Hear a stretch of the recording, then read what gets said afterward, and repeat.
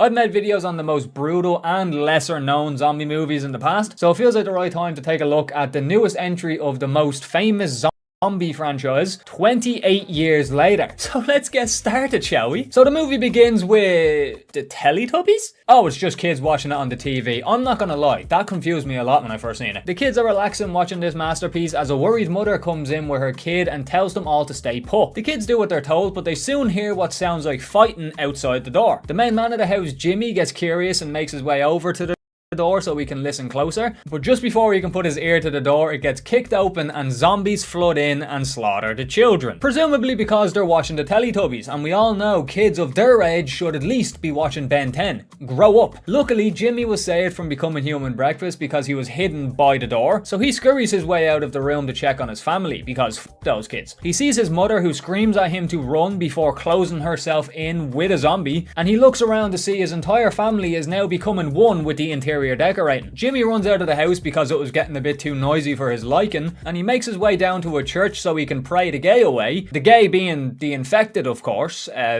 You get it. You get it. It's here that he runs into his father, who just so happens to be the priest of this church, and he runs to him and says that he thinks everyone is dead. To which he responds, "Oh son, not dead, saved." Seems he's one of those priests. He also says it's the day of judgment while looking weirdly happy about it. He gives Jimmy his crucifix because his fit is not stylish enough at all, and then hides him under the floor of the church. The zombies then break into the church as the priest screams, "Yes! Yes, my children!" as he gets infected. Pause. Fucking pause. That's a pretty cool backstory, right?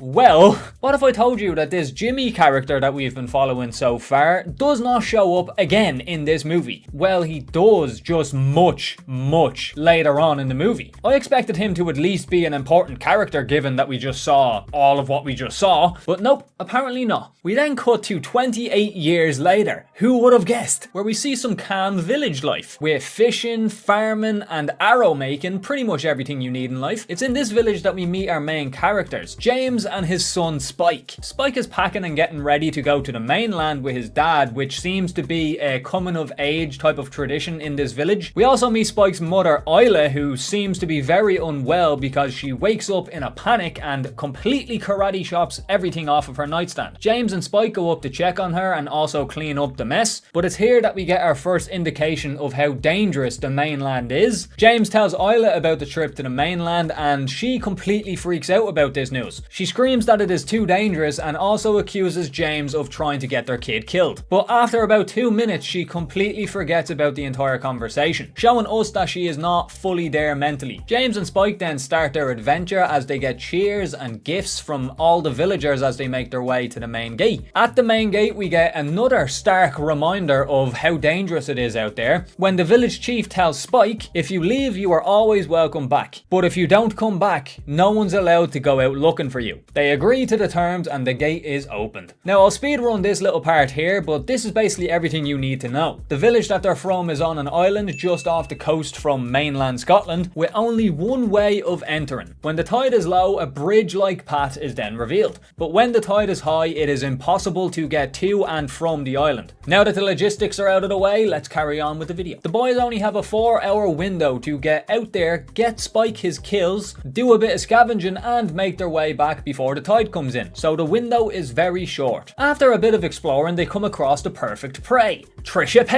Oh my god! These are obese zombies who can only crawl, so they're pretty slow. James gives Spike some pointers as he draws his bow, aiming up the shot, but unknown to them, there is a sneaky boy coming up behind them. Spike takes the shot, hitting the zombie in the neck, killing it. James then gets to show off his skills when he notices the sneaky boy and pulls out his bow and kills it with ease, followed by another one. They continue on their journey and they make their way into a house to scavenge for supplies. Sadly, there isn't any supplies, but James finds a frisbee, which is better than any supplies in my book. Oh yeah, and they find an infected guy hanging by his feet from the ceiling with the word Jimmy carved into his chest. James tells Spike to kill it because, and I quote, "The more you kill, the easier it gets." Spike struggles to bring himself to take the shot and gives the zombie time to get out of his restraints. But luckily Spike ends him straight away and they carry on their journey. Later on they find a deer's mangled corpse, which James seems weirdly happy about. Intestines. But then Spike notices the decapitated head of this deer hanging from a tree with its spine still attached, so it seems we have Sub-Zero lurking around these woods. After seeing this, James gets really freaked out, mentioning that it's the work of an alpha. And no, I'm not talking about the furry Bartholomew Pawsworth from your class. This is the real deal. James starts to get worried and tells Spike that it's time to go back to the camp, but as they get close to the walkway to the village, they see a zombie standing on top of the hill, which is soon followed followed by more of the Mandem coming over the horizon, including one big boy up front. After seeing this, the boys then retreat to the tree line, and the big boy lets out a roar which kicks the entire gang into gear, and they chase after them. As they run through the forest, they turn and take out zombies whenever they get the chance, and when I say they, I mainly mean James, because our boy Spike here is folding under the pressure, missing every shot he takes. They do a move called the two-man drill, where one person takes a shot and then moves behind the other person as they are taking a shot, and rinse and repeat. I just wanted to mention that because I thought it was pretty sick. Some actual smart maneuvers in a zombie movie. Who would have thought? They make their way into a house with the zombies not far behind, and they frantically start looking for a place to hide, and they end up settling on the attic. The only problem being it's a bit of a hassle to get up into. So James decides to give Spike a boost up, but just as Spike is about to make his way in, a zombie rushes up the stairs, causing James to have to take a shot with his bow and arrow, which does kill the zombie but makes Spike fall down in the process. The light. We then see another zombie running up the stairs right after, but luckily for the boys, they made it in just in time. This scene filled me with anxiety for two reasons. One being that it is just an awkward position to have to fight zombies off in, but the main reason is, I know how hard that is. My own attic used to not have a ladder for many years, so like James did here, my own dad had to always give me a boost up into the attic, and the amount of times I almost ate shit while doing that is insane. Couple that with my dad having to fight off fucking zombies, and that's just a recipe for disaster. The boys hide out in the attic while they wait for the zombies to clear. However, there is one slight problem with that. The alpha zombie is a dirty little camper and is stood waiting for them at their only exit point. This causes them to miss their window to get back to the village because the tide is coming in, so they have to hide out in the attic until the tide is low again. Spike is having a weird dream that just feels like an acid trip from hell. Then the actual roof in real life starts to cave in. James grabs Spike and they make it out in time. James thinks that the tide might be low enough now that they could make their way across, and luckily he was right. While they're on the rocky road to home, they now have a moment to bond and laugh and joke about what they just experienced. And James also commends Spike for how well he done on his first trip to the mainland. However, this piece is short-lived because we see that big boy Alpha has been watching them this entire time. And when he sees them walking across the water, he is not happy about the fact that his food is escaping, and he starts booking it towards them. James and Spike are unaware of this until they almost get decapitated by a flock of birds. This obviously confuses them because it's fucking nighttime, so James turns around to see what the disturbance might be, and all he sees are giant splashes from the Alpha's footsteps coming towards them. They instantly turn and run for their life, which goes smoothly for a while until Spike almost falls into the water. Luckily he was saved by his dad, but for some reason after this, Spike just refuses to run anymore, slowing them down. James then basically has to drag him the rest of the way, giving the Alpha time to start closing the gap. Luckily at this point they are now close enough to signal for help from the campers, and soon a barrage of arrows comes overhead and hits the Alpha dead in the chest. But that's little more than a splinter for this chap, who just brushes it off and continues on chasing the boys. The Alpha gets so close to the point that James has accepted his fate, but just then a giant flaming pike flies overhead, hitting the Alpha in the chest and killing it. After the boys get back after their escapade, there is a nice little welcome back party for them. But before he could even process his little prepubescent emotions, he sees his father going off with another woman. He follows them for a little bit, and what he sees is his father getting down and dirty with another woman that is not his mother. He gets very upset to the point that he just leaves his own party and he just heads straight home, to which he finds an old man, which is a family friend, taking care of his mother. It's here that he starts talking to this old man about what actually happened out there, and he then starts talking about a suspicious fire that they saw while they were in the attic. I didn't mention this earlier because I didn't think it was really necessary. This is when the man starts to tell Spike about a man who used to be a doctor back in the old world. But to end the conversation off, he warns Spike that he is not of sound mind. He is not the most sane humans ever, but this gets Spike thinking. His mother is sick, they don't know what's wrong with her, so this doctor could help her. Earlier on in the movie, when he asked his dad about the fire, he seemed to not know what was going on. The next day when his dad comes home, Spike decides to confront him about the doctor. He admits to knowing about the doctor, but he also says that the reason he didn't mention it is because he believes he is a psychopath because of a past experience he had, when him and a few other people came across this man burning hundreds of bodies. I need to add this tidbit here. That is not grounds enough to make somebody out to be crazy. People are dead, infected are dead, everyone is dead left, right and centre. The place is littered with dead bodies. So this man is really just doing a bit of community work, you know, cleaning up their environment a bit. Spike, not being satisfied with that answer, then goes on to ask if his mother dies, will he be with that woman that he cheated with? James then lashes out, smacking Spike across the face, which he instantly regrets. Spike runs out in fear and runs up to comfort his mother, and is soon followed by James, but he instantly pushes him out of the room, threatens him with a knife and asks him to leave them alone. James easily disarms him but hands him back the knife straight away. James runs downstairs, punches a hole in the ceiling as well, by the way, which rude, and storms out of the house. Now this next point, I genuinely could not believe my fucking eyes. Spike starts a fire in the village so that the guards from the gate would get distracted and have to go put it out, and during the panic he leaves with his mother to go and find this doctor. You know, the one that two men said is psychotic. What a fucking idiot. My man barely survived the last outing that he had with his father, and the only reason he survived that is because his father was experienced in the mainland. But now he is going out by himself with his mother, who is barely able to remember what fucking decade they're in. Dumbest decision I have ever seen in a movie. And instantly I was proven correct. They end up coming across this abandoned church, and Spike tells his mother to rest up for the night and he will keep watch. He stays awake for a bit but soon falls into a deep slumber. And it is during this slumber that we see, for a stupidly long time, an obese zombie crawling his way towards Spike. Luckily for our boy, the zombie seems to be hungry for shoelaces, but she soon gets bored of the shoelaces and makes her way in to take a bite of Spike. And all we see is a jacket going over the zombie's head, and the next morning Spike wakes up next to his mother to see a dead zombie right in front of them. Neither of them know what happened, but we get a bit of a flashback that shows that Spike's mother is a bit of a sleeper agent, because we see that Isla is actually the one who put the jacket over the zombie's head and bashed his head against the corner of a wall until it died. So the first fucking night that this man is in the mainland,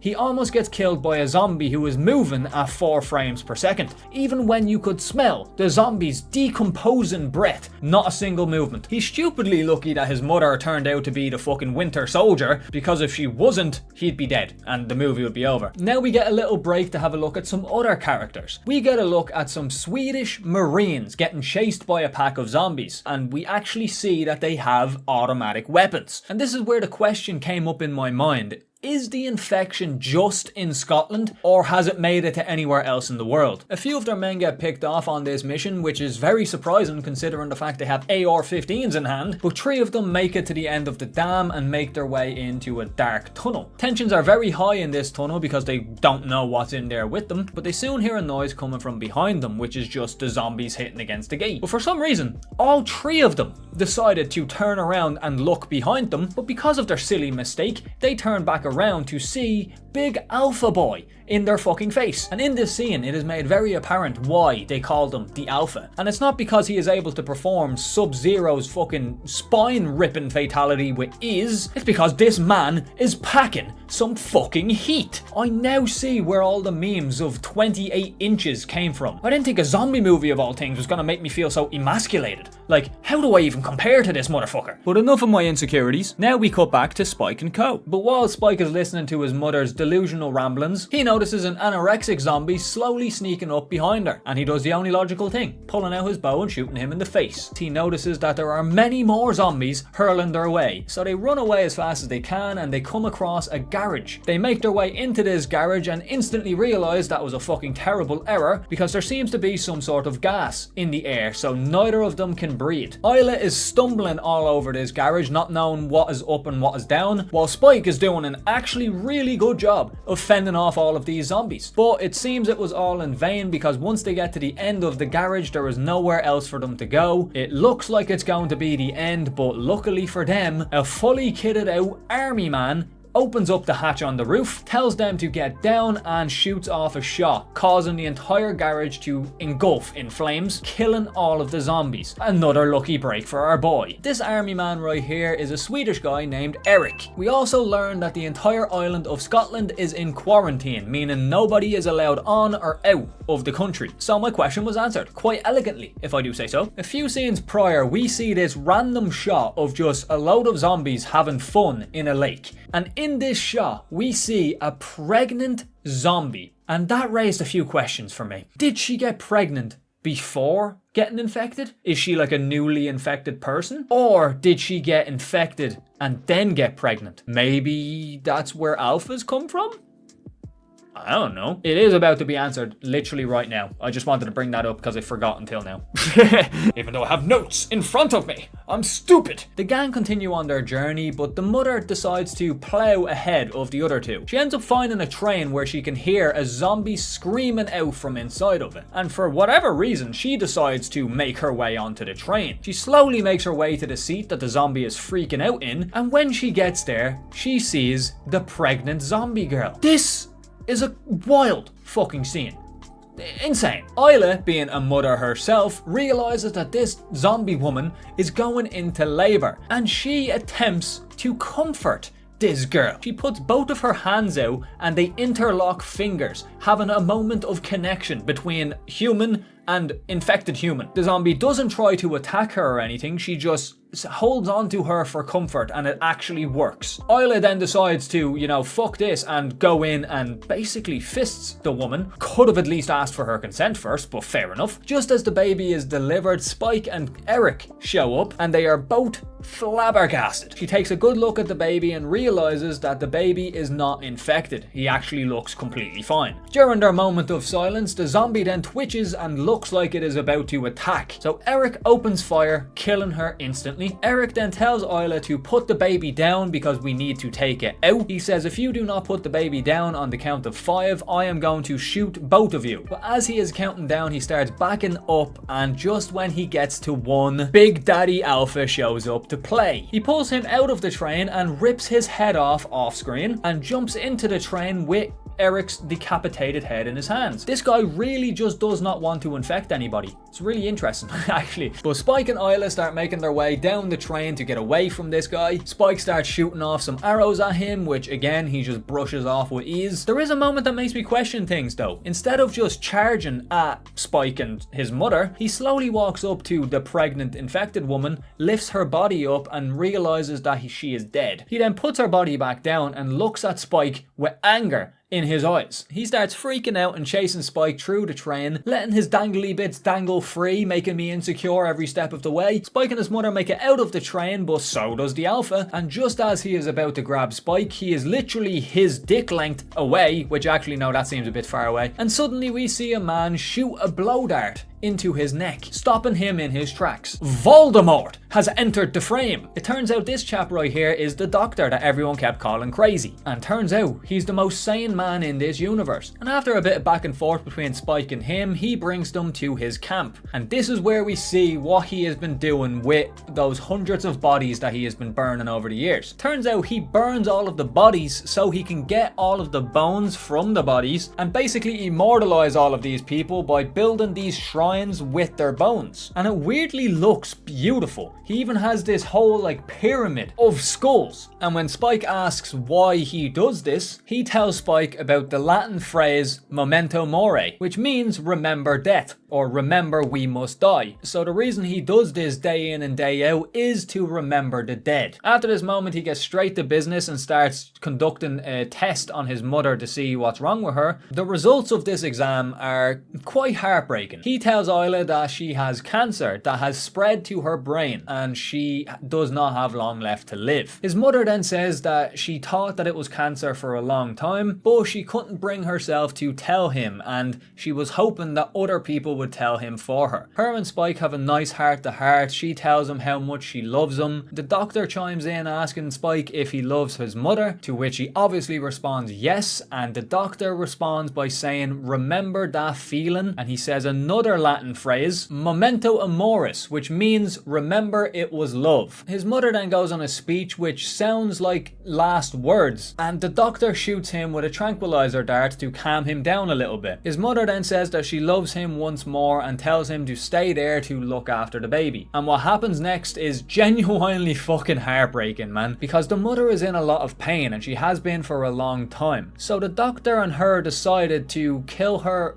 out of mercy. So he gives her a painless death with a blow dart that kills her peacefully. And keep in mind, Spike has no idea that his mother just walked away to be killed. The next time he sees his mother is when the doctor comes back with a fresh skull and places it in front of him and get told to find the perfect place for it. It's such a nice moment because we then get a slow-mo of Spike making his way up the mound of hundreds of skulls, thousands even, and he makes his way all the way up to the very top and puts his mother's skull on top of it, sharing a last goodbye with his mother beforehand. He looks out to the view to see that the sun is rising and it looks beautiful, so he turns his mother's skull to face that sunrise and he leaves it there. Absolutely beautiful. He makes his way home and all he does is leave the baby there, and he leaves a note with the baby for the people of the village to read. In the note he tells his dad to not worry about him, he's okay, and to not come looking for him. But as soon as he reads the part that says the baby's name is Isla, he rushes to the main gate to try and cross to the mainland, but unfortunately the tide is in and he cannot do that. We then get a time skip to 28 days later. We see Spike fishing and then we see him at a campfire cooking that said fish. And while he is waiting for his meal to be done, we see a lone straggler zombie making his way towards him. Spike then calmly takes out his bow and takes out the zombie with ease, but he is soon followed by more zombies. He then realizes it's not fucking worth it and starts making his way down the road. He then comes to a dead end as the road is blocked by fallen debris by the looks of it, and he calmly turns around and kills the zombie. We then hear somebody complimenting this man's shot and calling him a young warrior. Spike then looks up to see this blonde man standing on top of the debris, who calmly asks if him and his friends can join in on the fun. And when they get their confirmation, gentlemen, these boys go to fucking town. They are having a blast killing these zombies. After the zombies are dead, the mysterious man jumps off the wall with a long pole and introduces himself to Spike. This is when we find out that this man on the screen right now is little Jimmy from the start of the movie, and they shake hands and agree to be friends. And that is the end of 28 years later. Whew.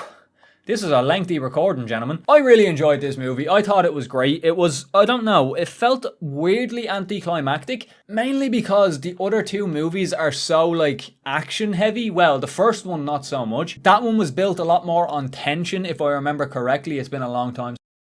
If you know me, you know I'm a sucker for a good zombies movie. So when I seen that Netflix just released a new one, you bet your sweet bippy I was there day one. We've seen Americans do zombies. We've seen Korea take the throne for best zombie flicks. But now it's time for Thailand to show us what they can do with Siam. Siam? Siam? I don't know. Pronunciations aside, let's get on with the video. We start in a world that we have been told has been badly affected by climate change, that has caused food, water, and CeraVe moisturizer shortages. Oh, and they have no way of contacting the outside world. So not the most ideal of circumstances. This is our main character Singh, who is at work delivering some food alongside the big boss man. And as we drive through the city, we see just how run down this place has become. And weirdly enough, I think a zombie outbreak might do this place some good. But we soon find out that this job is not the safest in the world when we see that a truck has been parked in the middle of the road, which is soon followed by some bandits looking to steal the cargo. But as one of the guys gets to the driver's side door, Singh is nowhere to be seen, only for him to make a grand reappearance by smashing this guy's head through the window with a mean elbow. This is when we start to get the sense that Singh is not your ordinary delivery man. He is a Muay Thai god. This man begins to absolutely embarrass these fools and uses actual Muay Thai moves to obliterate them. I love it when movies show actual fighting techniques from the discipline they're meant to be showing. It's always fun for me when I recognize the moves and techniques that the character's using. It's just like a little fun tidbit for me. We get some nice unique shots throughout the fight, like this POV elbow shot, this top down wide angle slow-mo shot. Jesus Christ, that was a mouthful. And this shot using the wing mirror. Some of the gang manages to get into the back of the truck, but unluckily for the boys, the boss has some skills of his own, and he makes light work of these hooligans, and they get back into the truck and continue on their journey. This is where the movie begins to earn some brownie points from me, because because they use the show don't tell method by showing shots of the living conditions of the people, their struggles for food which results in violence and robbery, their water struggles and how the police treat them, which includes this prison area that to me looks more like a concentration camp than, a recreational facility. We also get a shot of people living in the old gym that Singh used to train at, and we get a little cardboard cutout in the shot that tells us that he used to be a Muay Thai champion. In the next shot we are introduced to Singh's girlfriend Rin,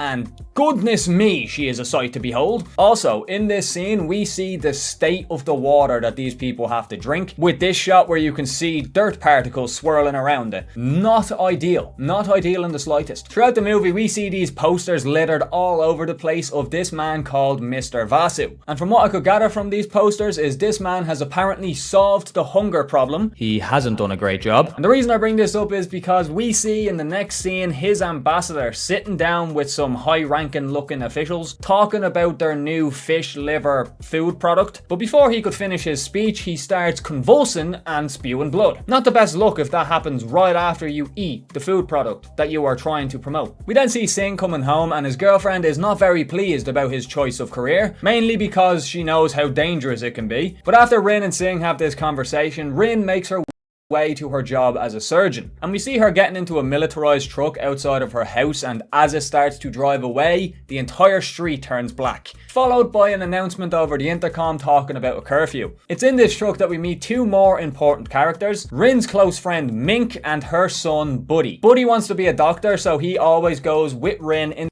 the hospital and basically just follows her around, taking notes and learning. As Rin is about to go into the operating room, the head doctor comes down and tells her that she is needed on the 10th floor. While making their way to the room, Rin sees the ambassador getting wheeled into the operating room while he's convulsing and freaking out. When Rin and the doctor get to the room, it is no other than the main man, Mr. Vasu. His wife is ill and has apparently been in this hospital for quite some time, and nothing the doctors do are making her any better, so Mr. Vasu comes up with an idea of his own to use one of his own methods of making her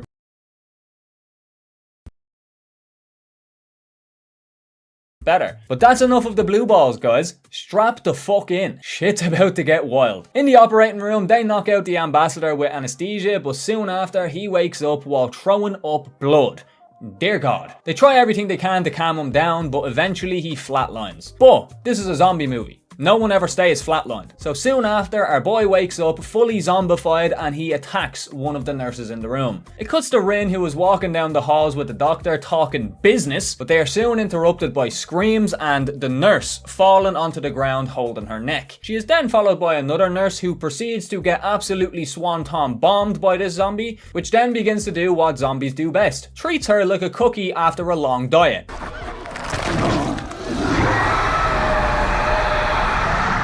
I was a little worried that these zombies were gonna be like, pesky Walking Dead zombies who go at fucking, 2 miles an hour. But this scream alone quenched every worry I had. I knew we were in for a ride. We then cut back to Singh, who is still in their house, and he hears over the radio that there is an emergency in the hospital, and my man wastes no time. He rushes there. Once he arrives, there are guards outside trying to stop people from going into the hospital, but are quickly interrupted by 2 bodies hitting the deck after falling from the building. The nurse that just hit the deck is still moving around, so a policeman rushes to help her, but as I always say, in these movies, you should never do a good deed, unless you want to end up sexually identifying as a meatball sub, because the nurse instantly latches onto this good Samaritan's throat, and Singh uses this opportunity to enter into the hospital. I have to bring this up, but look how calm this man is after witnessing somebody's throat being ripped out of their neck. This man needs to be investigated. As Singh is entering the building, we hear the police telling everybody to stay inside or they will open fire, before opening fire on the crowd 1 second later. Not the most patient men I've ever seen. Absolute chaos is breaking out in the halls as more and more people are getting infected, and we get confirmation that Rin is safe and sound and is hiding in a room with the doctor, who has now been bitten, showing that she obviously hasn't watched any zombie movies, because I would be prepared as shit. I would shoot that man on command. She tries peeking out of the door to see how things are going, and then she hears a noise coming from inside her room. It's the now infected doctor enjoying a nice succulent meal, and with the power of plot armor she manages to escape. Right after she escapes her boss trying to do some unsavory things in the workplace, she hears Singh over the intercom calling her name and asking asking where she is. But literally just as she puts her finger on the button to respond, the power goes out. Very unfortunate indeed. And now this is where we get one of my personal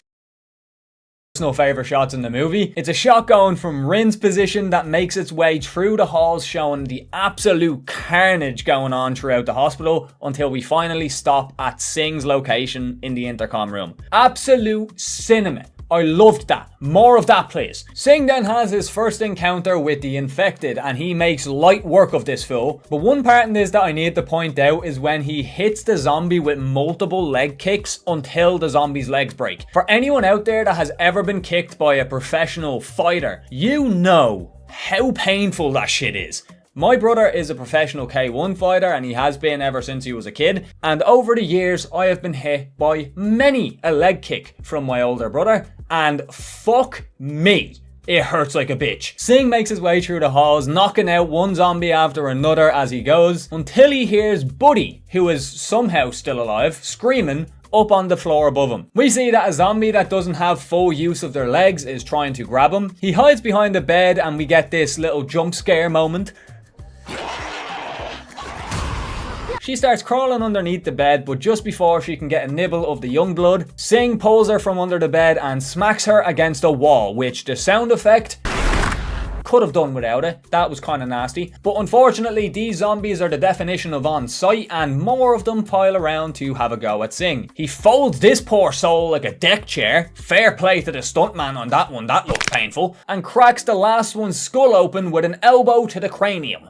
Good God. Everything settles down and Buddy and Singh get to talking, but psych! A zombie comes out of nowhere and bites onto Buddy's leg. He goes on a whole monologue telling Singh to go on without him and tell his mother he loves her and...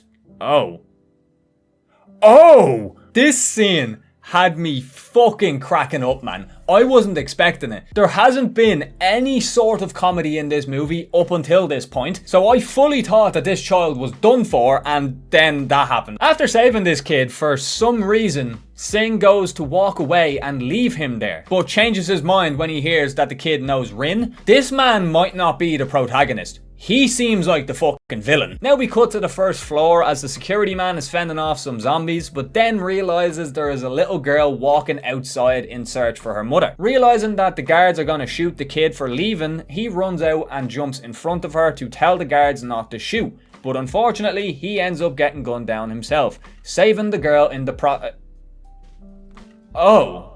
Never mind, good God. This movie really out here killing children. Jesus Christ. Right after the child murder, we see a group of important looking fuckers with a front row seat to the chaos. They come to the conclusion to send special forces into the hospital to set up C4 all around the grounds and extract Mr. Vasu before it blows up. You know, it makes logical sense to do this because, you know, it contains the outbreak and stops it from spreading, but this guy says this like it's an average Tuesday for him. Then we cut back to Singh. I know this is probably annoying to watch as a YouTube video, but the movie does this itself. We are swapping and changing every 20 seconds to a different character. But he sees on the employee board that his mother and Rin are on the 5th floor, not knowing that Rin got transferred to the tent. As they leave the room, a zombie in a wheelchair notices them and tries everything in his power to get to them, but makes himself fall over in the process. Aww. I feel kind of bad for him. And right after this, Buddy starts laughing stupidly loud, which alerts even more zombies.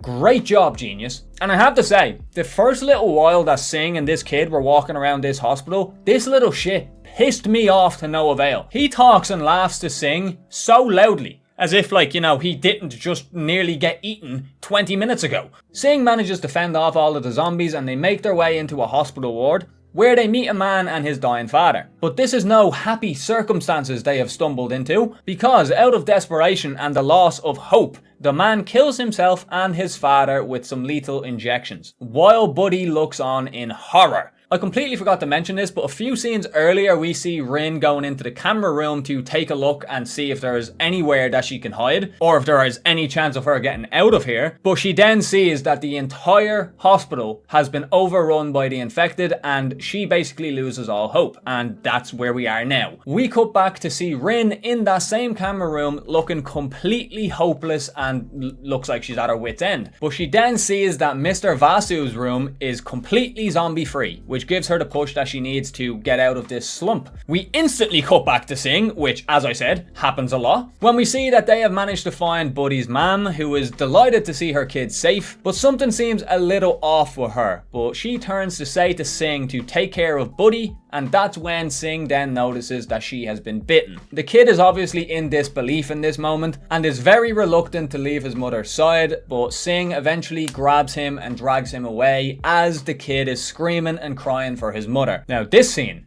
is fucked up.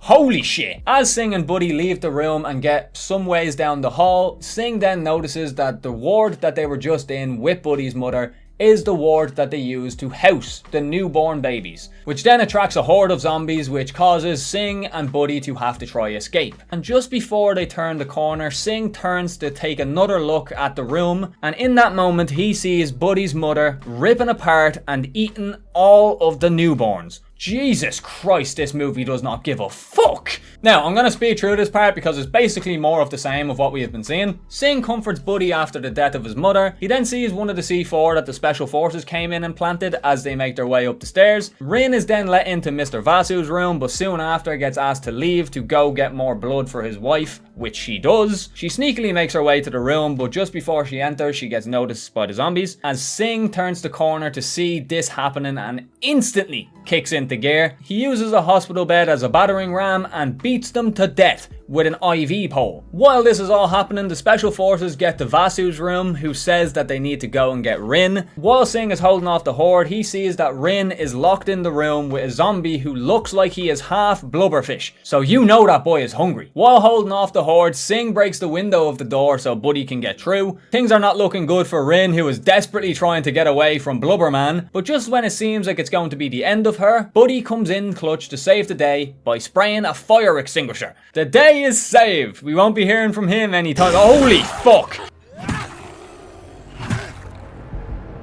Okay. Now the day is saved. And again, I'm going to go through this next part in breakneck speed because fuck me, there's a lot. Rin and Sing share a cute moment. Rin and the gang make their way out of the room and we see Rin's face get splashed with blood, which turns out to be from Sing, who was instantly shot in the shoulder by the soldiers because they only need Rin. They try to take Rin but get swarmed by zombies. Sing, who is now disorientated, gets back onto his feet, and this man's hands do not discriminate because he instantly starts fending off both zombies and soldiers alike. It turns into a 1v1 with the last soldier, who after a bit of a tussle decides to throw his gun down and go hands v hands. He gets mounted by the soldier, who proceeds to lay into this man. He counters with an elbow to the face and the soldier responds with leaning his elbow on Sing's wound, which gives him an opening to start laying into him before getting him in a chokehold. It looks like the curtains are about to close for Sing, but luckily for him, a zombie goes for the soldier, causing him to have to let go of Sing to deal with it. Sing gets back on his feet and they go blow for blow until Sing elbows the guy on the top of his head and then knees him in the jaw. He then hits the soldier with one of my all-time favorite kicks to do in real life, the 360 kick. This kick knocks the soldier to the ground and Sing soon follows suit because he is still suffering from the wound on his shoulder. He loses consciousness for a little bit, but when he comes to, he sees that a zombie is now starting to ravage the soldier man. He comes to after being patched up by Rin and immediately jumps up due to the fact that the hospital is rigged to blow, which at this point is 30 minutes away. Rin urges him to rest as he tries to explain the situation, but immediately gets interrupted by Rin. They then start to have a bit of a heart-to-heart. That's nice and all, but the fucking building is rigged to blow. Rin doesn't know this information, but for some reason they decide to have this long, emotional chat, instead of telling her out straight that the place is about to blow up and you can't rest.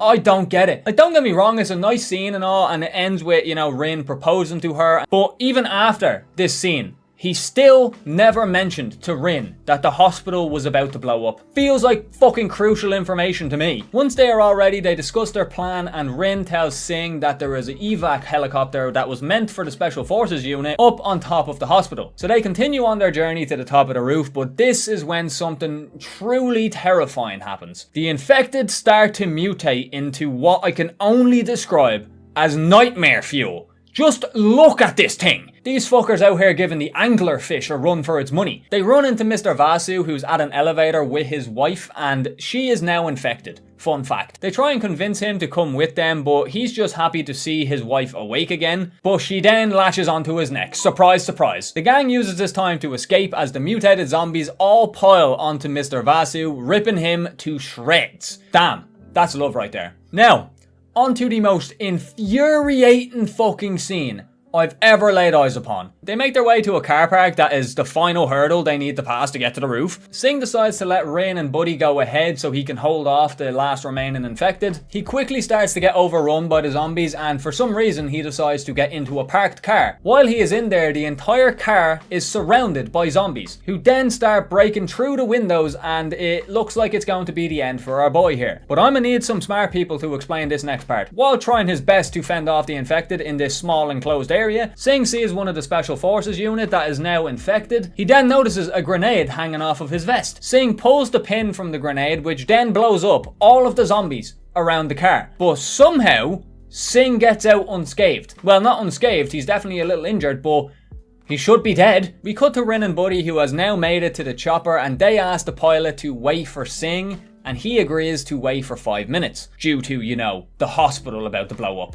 Finally someone with some sense. We cut back to Singh as he sees a horde running up from the bottom floor. This man stands there for a solid 30 seconds, watching these infected make their way up to him. I was fucking screaming at my TV to make this cunt move. We then cut to the helicopter and we see that it has already been 5 minutes as the helicopter starts to take off. But just in that moment, in pure movie fashion, Singh makes it to the roof as they are taking off. Now, he could 110% make it if he wanted to, but for some reason he decides to wait 5 seconds to hold off the door so the zombies can't get through, and then starts to walk so fucking slowly towards the chopper while staring at Rin. Zombies break through the door and he fends them off pretty well, actually. My man was putting in some work, but eventually the hospital collapses after the C4 has detonated. And that is the end of Singh.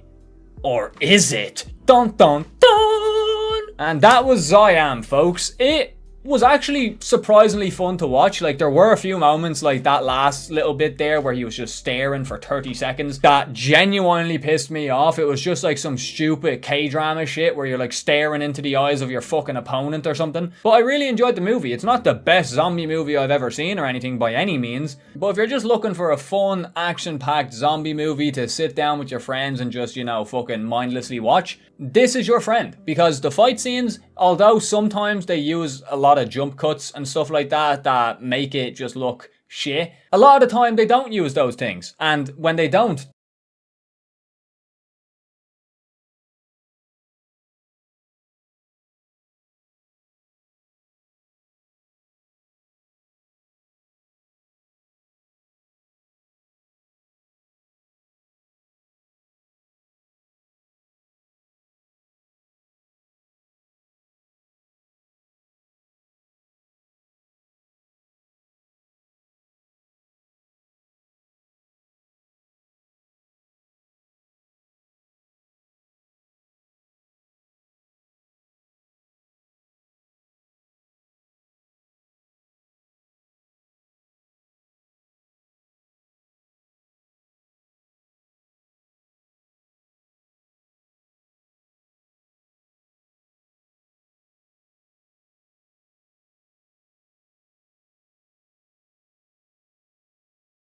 what is up, fellow humans? Welcome back to another video with your boy. And your boy is still a little sick, so ignore the ickiness. Today we are going to be covering a movie that has been highly requested by you all. That movie being Rec 2. You guys seem to really enjoy the last video, and it just seems natural to do it again. And I have a bone to pick with some of you, but we'll talk about that in a little bit. But with that said, without further ado, let's get on with the carnage. Now, just for some context if you're not aware, this movie picks up right after the last movie, but we follow from the perspective of some new friends, or cannon fodder, depending what way you think of it. So let's meet our new crew. We follow an armed police unit on their way to the apartment block. We have the chief, Rosso, Lara, and Martos. And their job is to assist this guy, the investigator, as he searches the penthouse in the apartment block for something. What is it he is looking for, I hear you ask? Well, that is confidential for now. But one interesting thing to note that I really enjoy with these movies that like show you a different perspective of something you have already seen, because in the first movie we see the little girl Jennifer and the mother talking about how the police will not let Jennifer's dad in, and from the perspective of the police unit we see the husband trying to push his way past the, human blockade that is in the way and trying to get to his family. And this does come back around later, so I just wanted to mention it now. The officers get a rundown on the situation and they break the news to them that the last unit that went in,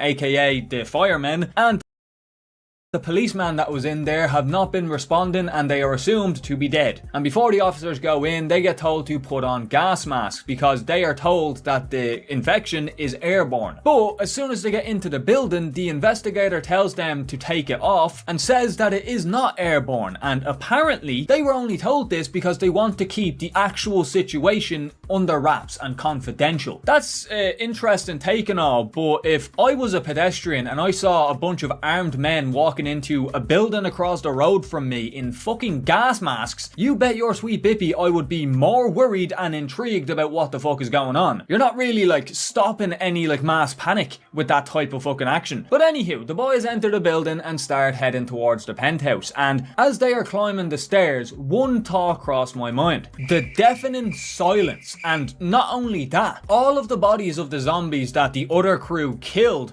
are nowhere to be seen, as if somebody had moved them. When they get to the penthouse, the investigator tells one of the boys to make sure to record everything, but when the man asks a simple question of what are we looking for, the investigator looks at him as if he just called his daughter fat, before saying, very rudely might I add, "You just record." Definitely not suspicious in the slightest, nothing to see here. The other officers investigate the penthouse further and they come across the attic, which is now closed. One of the guys opens it and peeks his head in to investigate, but unlike Pablo's situation, nothing happens and the attic is completely empty. Not gonna lie, my cheeks were clenched for a little bit in that scene. I honestly thought they were going to do it to us again. They hear a bit of a ruckus coming from downstairs and they go to investigate. But this is where the investigator reminds them that their mission and orders are only to investigate the penthouse. But the officers, being absolute legends, say that they don't care because there could be survivors down there. But as they are making their way down the stairs, it seems one of the infected has decided to have a bit of a boogie, because they hear music start to play from downstairs, and our boy Martos goes to investigate. He cautiously walks through the apartment, checking every corner on his way in, and after a few minutes of nothing, he drops his guard and turns off the record player. As he starts making his way towards the door, a spooky bitch appears from the darkness. I'm not gonna lie, the noise of her little footsies running genuinely sent a shock through my rectum. It genuinely scared the fuck out of me. Martos takes a shot, but it does jack shit, and she just shrugs it off like it was nothing before lunging at our boy. We cut to see the rest of his squad running to, help out their boy, and when they get there, Martos is just standing there like a creepy cunt. You'll flow too looking ass. The boys call out to him, which results in him lunging at them and attacking. A simple hello would have sufficed, my boy. After a bit of a struggle, he starts to overpower the chief, but just when it looks like it's going to be the end for the chief, one of the boys starts spitting some bars. Or praying, for you unfun people. And Martos must see potential in these rhymes because he locks in and just starts listening intently. And the chief then takes this opportunity to hit him with a kick sent from Sparta himself, sending him flying into another room, before closing the door and locking him in there. He starts frantically banging on the inside, trying to get out, as you would, but then the investigator comes out of nowhere, sticks some rosary beads to the door with a knife, and the banging instantly stops. And this is where the rant begins, because in my last video, you might recall I had a theory that these zombies were not caused by any sort of virus or anything like that. I said that I believe that they are under some sort of demonic possession or something along those lines. Only for multiple, maybe even hundreds of people to tell me I was wrong and give me in-depth reasons why I was wrong. So many, in fact, that it made me believe that I was wrong and you guys were right and I was reading too far into things. But I have one thing that I would like to ask. Why the fuck would you lie to me like that? We are not even 20 minutes into the fucking second movie, and my theory has already been proven correct. Like, were you just gaslighting me? What was happening? And if there are people out there that genuinely believed that I was wrong and, were telling the truth in their mind, I'm going to assume that you just haven't seen the sequel. But if you have seen the sequel and you still believed I was wrong, you need to go to Specsavers. And if there are still some doubters, just keep watching. The boys get back to their penthouse and begin interrogating the inspector about what's actually happening here. Very aggressively, might I add. And it's here that we get a few reveals. First off, he says that nobody is getting out until he gives the order himself because the intercom or the comms in general have voice recognition on them. He then goes on to say that it is not a simple virus, before talking about the little girl that is plastered all over the fucking penthouse that is suspected to have been possessed. And it's here that we get the superhero reveal, like Superman, because the investigator rips open his shirt to reveal that he is a priest. Dun dun dun! And goes on to say that he was sent by the church in order to find a blood sample of that possessed girl that is apparently somewhere in this apartment. And they need it so they can reverse engineer it so they can create an antidote. And ends up by saying that they won't be leaving without it, which is not ideal. Oh, and he then goes on to say that everybody that has been zombified are also possessed. So, checkmate. The boys are a little pissed off, as you would be if you were told that you are expected to fight with Beelzebub himself, but since they are professionals, they take a minute to calm down and continue on with their mission. As they get further into the penthouse, they come across a door and kick it open. And it seems all of the breath work that the boys done to calm themselves down was for nothing, because as they get to the end of this suspicious hallway, Lara sees some files stuck to the wall and decides to take a look. And what he sees is images of the experiments that the church conducted on children. Yeah, that did not age well. This understandably boils fucking Lara's blood, and he snaps at the priest and demands answers as to why they did this, but the boy remains silent. This goes on for a while, but the chief eventually manages to calm him down and they continue. Holy fucking shit. Never mind. A demon child spawns from the ceiling and starts attacking them. They fight him off and chase him back to the attic, where they just indiscriminately start opening fire on the ceiling, and after a few shots, a dead body falls from there. And this man must have been here for decades. Like, I have seen caveman corpses look better than this. Gonna need some CeraV for that mug. The priest goes over to take a gander, and he comes to the conclusion that this was the priest that was assigned with, looking after the possessed girl. But luckily for the boys, the demon child shows himself again and just stands there. For some reason. Look at the little guy, he's so small. The boys take this opportunity and leap on the little man and pin him down, but the officers are reluctant to kill him because he is just a wee lad. I see. Never mind. The priest, being disgusted that the boys couldn't kill the kid, even after seeing the little fucker using the ceiling as a running track, takes matters into his own hands by grabbing the shotgun on the chief's back and blowing the head off the little ankle biter, which causes the boys to be left stunned, to the point that they can't even get words out. And honestly, I really like this scene. It's a very realistic portrayal or, depiction of shock. Like, just look at this man right here. He's trying to get words out, but he just can't. I liked it. It made the whole movie just seem that little bit more realistic. But since they're men and we are trying to push our feelings to the side until they explode, they quickly get back to work and they send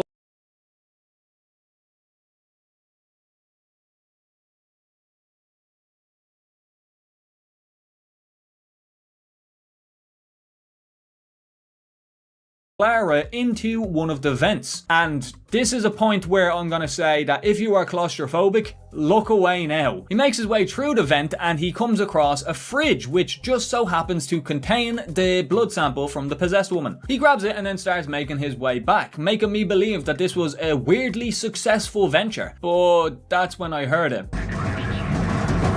The pitter-patter of some footsteps, followed by even more demon children rounding the corner and lunging at Lara. He somehow manages to escape. I would have froze with fear, I'm not gonna lie. He closes the vent, locking the little shits in there, and we get to see that there are 3 demon kids in this little ventilation shaft. And that just begs the question of how many kids did they do these experiments on? The boys are excited because now they can get the fuck out of there, but the priest says that he needs to perform a test to make sure that it is the actual blood sample. And to do that, he pours the blood onto a little plate or bowl before saying a prayer and putting a crucifix over it, which causes the blood to spontaneously burst into flames, which brings a lot of enjoyment to the priest because that proves that it is the blood. But something that won't bring him much enjoyment is the fact that it wasn't just the blood in the bowl that caught on fire, the blood in the vial also caught on fire, which causes the officer to drop the blood vial, which is not the most ideal circumstance because it is apparently the only one. And that is the final nail in the coffin. You guys owe me an apology in the comments. And you might be thinking, what is plan B? Since that is the only blood vial, how are they going to get the blood? Well, the priest's bright idea is to find the possessed girl, because apparently he still believes that she is alive. And he also knows what this bitch is capable of. So, I'm confused. And it seems I'm not the only one that is thinking like this, because the boys are also fed up, because you can see one of them just burst into laughter after he hears this. They go to leave the room, and that is when something very unfortunate happens. They come across a man standing outside of it. The man has his hands raised, but the officers do not give a single fuck because they leather him with bullets and throw him down the stairwell. I don't know why. I really don't know. And when one of the officers looks over the railings, he sees two people peeking out looking down at the carnage. And one of them has a camera. Just to put it bluntly, you are going to be enraged when you see who the fuck these guys are. The priest noticed that they have a camera and orders the officers to go and seize them because nobody is supposed to know what they are up to at the moment. This obviously doesn't sit well with the officers, but orders are orders and they start making their way down the stairs. But when they get further down the stairs, it seems that everybody has awakened and they want to have fun because they start getting swarmed by tons of infected on the stairs, making me question, where the fuck were they? There was that many infected in the building and not one of them made a peep. And as they are fighting them off, I was trying to see if I recognized anyone in the crowd, and it honestly made me a little sad because I didn't. Luckily, I was proven wrong when Manu comes out of nowhere and starts laying some fucking pipe on our boys. At least I think I seen him swinging a bar or something like that. I can't lie. I barely understood what was even happening in this scene. The camera work was terrible. I know it's found footage and all of that type of stuff, and usually they are a bit shaky and shit, but this shit is on another level, man. It actually makes me think that they genuinely used a camera mounted to a helmet, because the thing's wobbling all over the place as this man moves. It was just a bunch of chaos, a bunch of shit happening, and then all of a sudden the boys are in an apartment safe and sound. I wish I could give better commentary than that, but trust me, you'd have to be some sort of fucking extraterrestrial to be able to decode what I seen. But after the boys take a sigh of relief, they realise that Lara is not with them. And when they cut in to check out his helmet cam and see where he's at, he is in the apartment across the hall. A woman then pops out in the apartment, and she was very creepy, didn't like her in the slightest, but Lara takes his sweet ass time in pulling the trigger. But when he eventually does, it basically does nothing. It just knocks her down for a few seconds. And if that wasn't bad enough,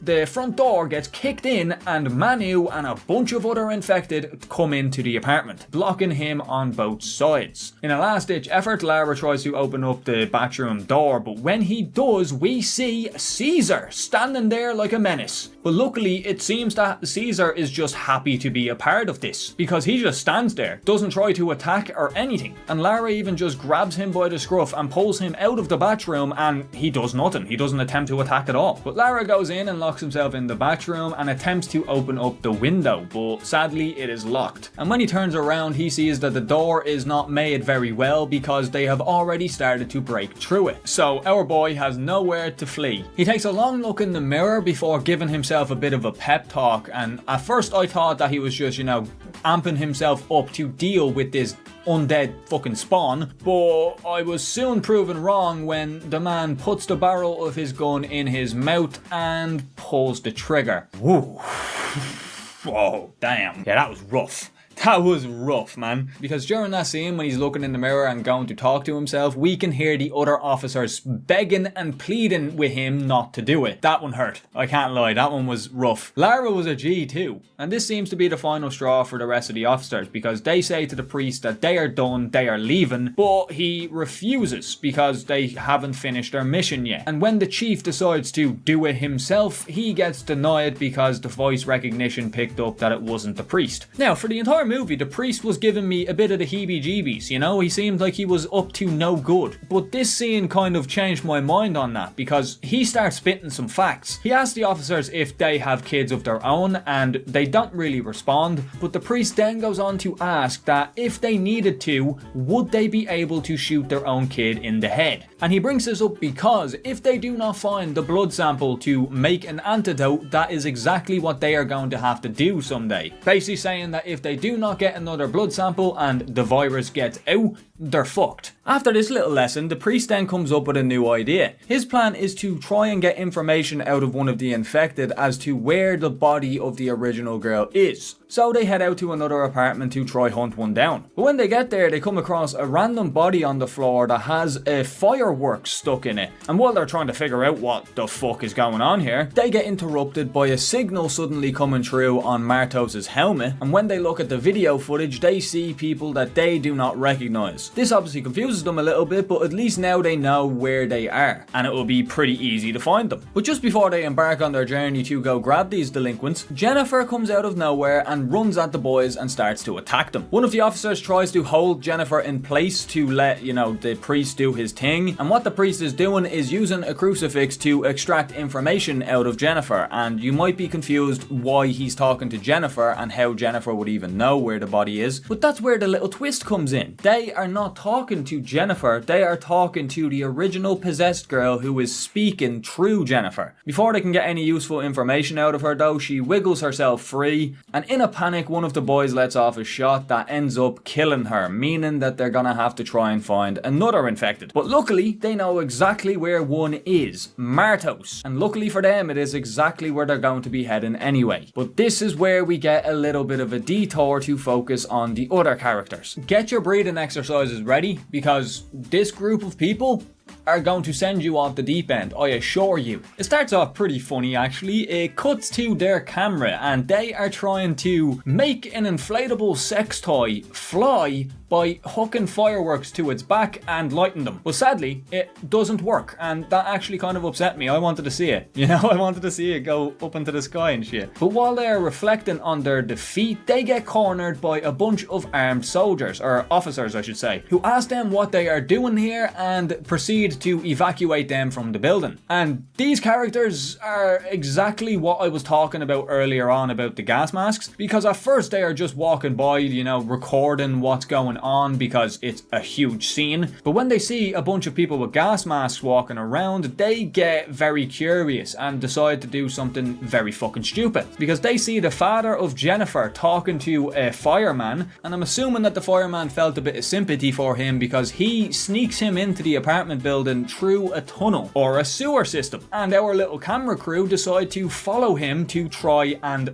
break into this apartment block. They run over to where they see the fireman get in, and they see an opening to the sewers. And this is a moment that shows that there is only one smart character in this trio. I'm not even going to give them names, they don't deserve that much, but one thing I will mention is this girl right here and this little shit right in front of you are brother and sister, and the other guy is simply just his friend. They want to go in because they feel like if they film it, they will be able to make money from it, which is a crazy fucking thought. The sister ain't having it and says that this is my camera and this is stupid, so I'm not going, fuck you. It then swiftly cuts to them in the sewers. Somehow she decided to change her mind. They get down to the sewers and they are being extremely loud, and they get even louder for some reason when they look down one of the sewer tunnels and see a police unit walking their way. They start laughing and giggling while running to their destination, and they simply climb up through a sewer grate into the apartment building. And I don't know how they knew that this exact exit was for that apartment, but this is where the stupidity takes a fucking nosedive, because when they get in, they're trying their best not to get caught and they want to take a peek at what is happening in the room with the fireman and the husband. But while making their way there, they come across a pistol on one of the tables and start to investigate it. I can't knock them for that. I would do the exact same thing, but what I wouldn't fucking do is accidentally fire the fucking thing within not even 10 seconds of holding it, which is exactly what this little kid does. The fireman and the father come out and catch them, and the fireman ain't happy in the slightest. He starts screaming at them, starts calling them stupid and screaming about the virus being airborne and all of this shit. And while he is giving out to them, the guy shoots the gun again. Accidentally. How does that even happen? Like, we don't have guns in Ireland. And even I know to a certain degree how to deal with gun safety, you know? Never have your finger on the fucking trigger unless you intend to shoot the thing. Even if I accidentally let one off, you would at least know to move your finger to a different location or put the fucking thing down. The fireman gets pissed and takes the gun off of him before screaming at the kids to get the fuck out of here, which two of them oblige and start making their way back to where they came from. But the brother, he needs to act like a tough guy and start talking back to the fireman. He starts mouthing off, saying how, like, you don't have a gas mask on, so why are we required to? Why should we listen to you? All of the typical teenage hard man fucking shit. But let this be a lesson as to how fragile those so-called hard men's fucking mentality is. Because while mouthing off, the fireman hits him a slap across the face, which stuns him, completely shutting him up before he scurries towards his friend and starts making their way towards the sewer grate again. And the entire journey, this man looks like he is about to burst into tears. We all know someone like this. Always runs away with their tail tucked between their legs as soon as somebody gets physical with them. The fireman follows them to make sure that they leave, but when they get down to the sewer grate, they come to a sad realization. It has been welded shut because the teenagers were followed by the police unit that they seen, pretty much leading them right to their only form of escape, meaning that all of them are trapped there. And this is when they start to get unfucking bearable, because the facade has lifted, the funness has gone from the situation, and the reality of the situation has started to set in, because they start making their way to look for the man's wife, aka Jennifer's mother, and on the first step, the woman starts crying hysterically and talking about how she does not want to do this. And the fireman hits her with some facts, saying, you should have thought of that before coming. And in fairness to the girl, she was the only one that did say not to go. The other two were fucking adamant. They get to the man's apartment and he opens the bathroom door, where I'm assuming he sees his wife, because he starts asking where Jennifer is and gets a response that I didn't think he was expecting. His wife spearing him into the fucking wall before attempting to attack him. The fireman tries to hold her back, but since they have no idea what's going on in this building, I don't think they can really do much. But the brother in the teens group, which I'm gonna question in a second, but I'll explain it first, pulls out a firework, jams it down the woman's throat and lights it, and after a very funny little run around the apartment where she's bouncing into everything, her head explodes. Now, I'm just gonna question this, because this is basically murder, no? Like, I know in the context of the movie and stuff, it's not. They are zombies and stuff like that. But these kids only found out that there was an airborne virus when they got into the building. They had no clue what was even going on in here, but now when they see a woman attacking them out of the blue, one of the kids' only decisions in his head was to blow her head up without any knowledge of her being a zombie. By the way, he probably, she could have easily just been having a psychotic episode and this man just jams a firework down her throat. But he actually did save the day in this regard, so I'm not going to complain. Since they are possibly a bit scared by this, all of the teens start crying hysterically and begging the fireman to get them out of here. But when he goes to take a look out of the window to see if that would even be possible, after standing there for maybe 5 seconds, his earlobe gets taken off by a sniper. They all drop to the ground and start scurrying their way towards the front door, but there are bullets coming left, right and centre. But luckily no one actually gets too hurt and they make it out of the apartment safely. And when they get to the staircase, they hear gunshots from upstairs, followed by the screams and body of Jennifer's father flying past them at high velocity before hitting the deck. And when they look up, we see our main squad looking back at them, and this is the other angle of that moment. But unlike the situation with our main crew where they get swarmed, they just simply run into an apartment and hide. The teens then start frantically crying and just being loud and annoying, to be honest, and the sister points out to her brother that this is all his fault. We're going to die and it's all your fault. But after a very long time of complaining, the fireman calms them down. They find Martos' helmet on the ground, but this is where shit gets a little bit strange, because at this point they are still trying to look for Jennifer if they ever come across her. And all of a sudden, they start hearing a little girl crying for help in one of the rooms. And this piques the interest of the squad because they are under the impression that this is Jennifer. And when they get to the source of the noise, we see that it is the door with the rosary beads stuck to it, meaning that it isn't Jennifer in there, it's Martos. And when they open the door, Martos is just standing there ominously looking at them. So not only are these motherfuckers possessed, they seem to be possessed by the same entity who can use some of the other infected people's voices and speak with that voice through any of the infected people's bodies. That's kind of crazy.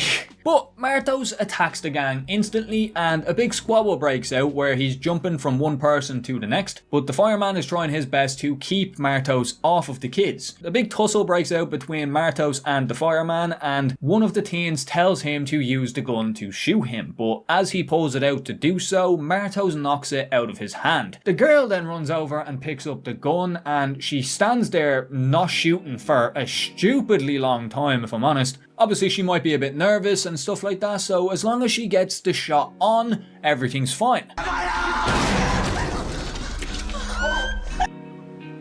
Huh? As you can see, she accidentally shoots the fireman in the face. She obviously starts freaking out about this fact before Martos lunges at her too, but she eventually takes his head off as well, before they all understandably start freaking the fuck out. But luckily they won't have to be alone for long because our main crew make their way into the apartment, and they tell everybody to freeze before asking what just happened. She explains that she shot the infected guy and the normal person, and the officers don't give a single shade of shit about our fireman because they just ask where the fuck is Martos. And when she points to the body and said that we killed him because we had to, they are very, very upset about that. Well, not the officers. The priest is furious. But while talking to the teens, they ask the brother why is he holding his arm so much, and he says that he thinks that he was bitten and says that it is very painful before asking them for help. But they quickly tell him to stay the fuck back before the priest comes to an epiphany. They tell them to grab the teen because they are going to need him whenever he gets infected so they can try and pinpoint the location of the girl. And they lock the other two uninfected in one of the rooms. And while they're putting the other two in the rooms, the infected guy tries to make a run for it, but he soon gets grabbed and falls in front of the camera, where we can see he is fully infected already. The priest tells the officer to pick up the camera because they're going to need to document this, and when he picks it up, the camera pans to the hallway where we see a silhouetted figure, and as the camera focuses, we see that it is Angela, the main protagonist from number 1, who is somehow still alive, and uninfected, might I add, just a little bit shell-shocked, because the officers start asking her some questions about who she is and what she is doing here, and they determine that she was with the firemen that went in the first time round. They check her out and see that there is nothing wrong with her, and she even tells them about the penthouse and tells them about the girl that she found up there, which confuses the officers because they already checked the penthouse and couldn't find her. But when they start questioning the teens, it is definitely 100% true that she is able to speak through them because she says she recognizes the priest. The priest then starts praying and trying to extract information out of her with a crucifix, and he does the typical, fucking exorcist type of shit where, oh, your mom sucks cocks in hell and stuff like that. But after a little bit of persuading, they eventually get a good piece of information because she tries to say that she was in the penthouse, but they call her out on her bluff by telling her that they were already there and she was nowhere to be seen. But she then drops a little bit of a riddle on our gang. Something along the lines of, you can't see in the light. They then turn to Angela and start asking how they even seen her and how they were even able to see around the apartment, and she tells them about the night vision on the camera. So they take the night vision camera and head up to the apartment once again. When they get up there, they start looking around the room with the night vision and they see a brand new door that was not there before. They open it up and slowly make their way into the room. They go into the room and can't see anything at first, but once they turn the night vision back on, they see a bat just chilling over at the wall. The chief goes over and checks it out by putting his gun in the water and says that he feels something before a hand comes out of the water and pulls him in. And in a panic, the cameraman turns the light back on, which makes the bat disappear, including the chief, and when he turns the night vision back on, they see nothing in the water. So I'm guessing the chief is just gone. That's a rough way to go. Meaning that it is only Rosso, the priest, and Angela left standing. Rosso hears footsteps coming behind him, and when he turns to take a look, he sees the creepy fucking bitch standing there with the hammer, as she takes a swing, knocking the camera out of his hand. But she also drops her hammer. And we can see the priest frantically looking for the camera on the floor as the girl picks up her hammer right in front of him, which that was an uneasy thing to see, knowing that he can't see anything and neither can she, but they were that close in coming in contact. But they pick up the camera and Angela hits them with the lore, saying that she can't see in the dark, so all we have to do is stay quiet, before she appears behind them and starts looking around the room. And this scene is uncomfortable to watch, man. It is anxiety ridden. She gets dangerously close to all three of them, and when she gets to Rosso, oh dear, she gets very up close and personal. You can literally hear her sniffing in the camera. I did not appreciate that.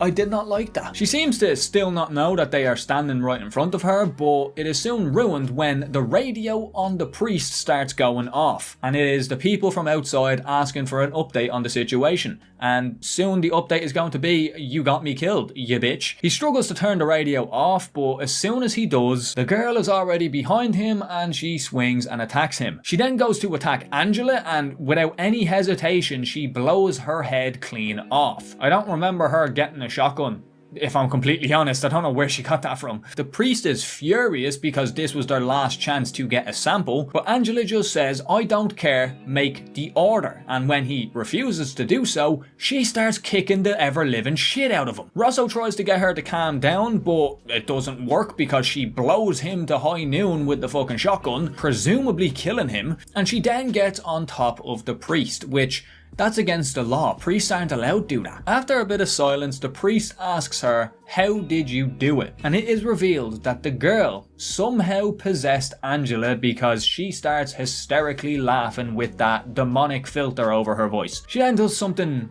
very creepy, but I really liked it. I thought it was cool. After the hysterical laughter, she says, "It would have been nice for you to let me out of here," before she grabs him by the hair, pulls him closer and whispers to him, "You know I don't need you, right?" in the priest's own voice, before slamming his head against the ground, killing him. She then picks up the radio and uses that voice to make the order. It ends up working, and the info that she gives to the radio woman is this: "There is one survivor, a woman, and I am gonna stay behind because I got infected." They then ask her, how did she survive? And she gives us a nice little cheeky look in the camera. It was kind of cute. Before we get a flashback of the end scene from the last movie of her being pulled away into the darkness, but we get a bit of an extension to it because she somehow managed to fight back and come back into the room, only to get straddled by the lanky bitch, and she proceeds to give her a big old wet smooch. Not just any smooch though, folks. This was a transfer smooch, because as she lifts her mouth away from Angela,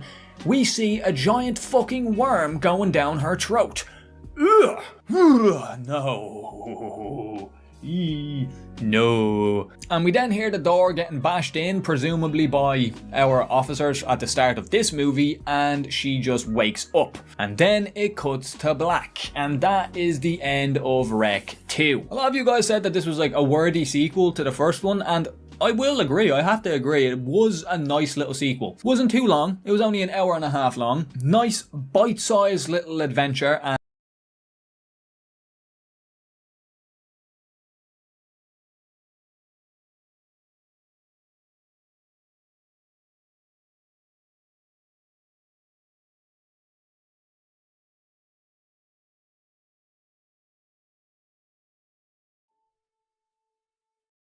into two our officers at the start of this movie, and she just wakes up, much as the first one. Now don't get me wrong, I really enjoyed like the fleshing out of this whole situation that they done with, you know, the started as people thinking that it was some sort of rabies type of infection, and then it eventually got revealed that it was some sort of possession thing, or it was hinted at least. But in this, they fully explored that avenue and fully like dove deep into the fucking sauce and fully like built up the story around this character. That was sick and all, but honestly, it was stupidly more calm than the last movie. Like compared to the last movie, we barely see any fucking zombies, folks. And also the fact that we were going in with, you know, officers, armed police officers this time with AR-15s or whatever this gun is in their hand, fucking M4 or something like that. I would have thought that they would have had a fighting chance against a few of them, at least. But no. Every single time they come in contact with any of these little children or any of these like demonic fucking possessed cunts, never ends well.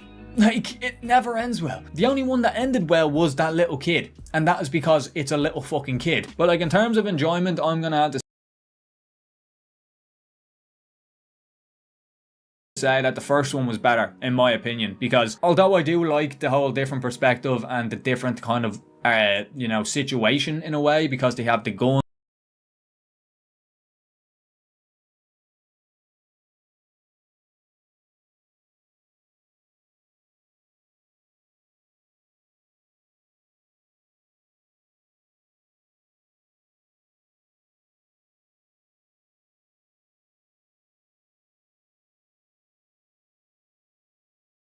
The movie we're going to be looking at today is going to make you look at your own job and think, could be worse. I talk, of course, about The Belko Experiment. This is a movie that is very near and dear to my heart. One, because it is one of the few movies that challenge the what it would be like in their shoes approach that I usually have when watching a movie. And the second reason is that this movie is actually the one that inspired me to make the switch to this style of content. It wasn't the movie itself, it was actually because I saw a video in this style about The Belko Experiment, and I just thought, that looks like fun, and here we are. So it just feels right to make one myself. So strap in, folks, and join me in watching this heartbreaking, emotional, downright hectic, and morally challenging look at the human condition. So without further ado, let's jump into the carnage. The movie begins in the streets of Colombia when we see our main character Mike on his way to work. He pulls up at his job and there is a huge line of people waiting to get in. And this is where we meet Norris, the COO of this company. Norris is confused by all of the security, but when he asks what's going on, he just gets straight up ignored. He notices an employee behind them that is getting turned away at the gate, but again, when he asks what the story is,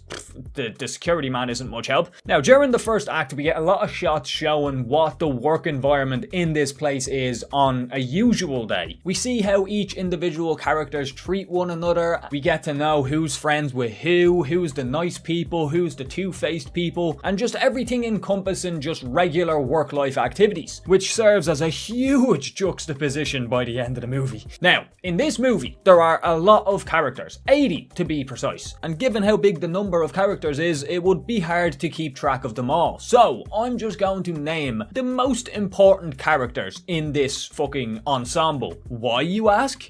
Because I want to, and this is my video, so fuck you. But the first of our many characters is Danny, a woman who is just starting her first day on the job, and this, no joke, might be the most unlucky woman, nay, unlucky person I have ever laid my eyes upon. Others to note are Marty. Why can't I say his name? Marty.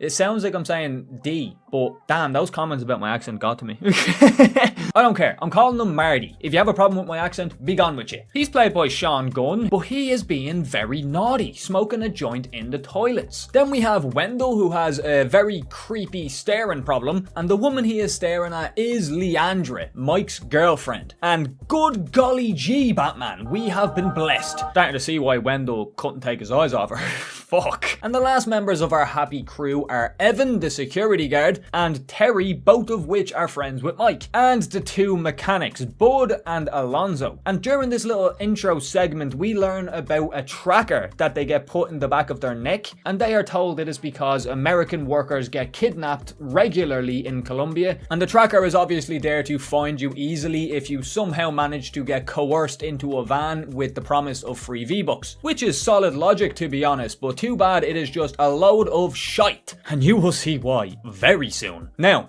that does it for the foreplay. Grab the lube, it's time to get down and dirty. While Mike is looking out of the window, he notices an armed soldier walking towards a hangar on the other side of the complex. He gets a bit curious about what's going on, so he calls Evan downstairs to ask him some questions, but Evan is just as clueless as he is. But they don't need to wait long for answers, because a voice comes over the intercom and ruins the fun by saying, "There are currently 80 of you in the building. In 8 hours, most of you will be dead. Your chance of survival increases by following my orders. Your first task is simply this: murder any 2 of your fellow employees within the next half hour."